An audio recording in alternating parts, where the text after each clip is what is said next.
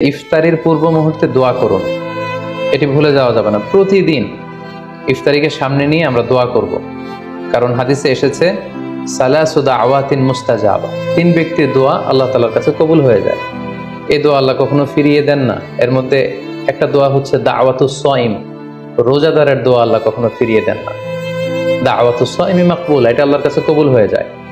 ঠিক ওই মুহূর্তটাতে আল্লাহ তাআলার সফট কর্নার খুব বেশি গ্রো করে, আল্লাহর রহমতের দরিয়ার মধ্যে একটা অভাবনীয় জোশ পড়ে যায়। আল্লাহ তাআলা এই দৃশ্যটাকে খুব দেখতে পছন্দ করে যে বান্দা সামনে খাবার নিয়ে বসে আছে, শরবত নিয়ে, পানীয় নিয়ে বসে আছে, ক্ষুধায় তৃষ্ণায় সে জর্জরিত, সে চাইলেই সামনে থেকে নিয়ে মুখে তুলে খাবারটা খেতে পারে, কিন্তু সে আমার ভয়ে খাচ্ছে না।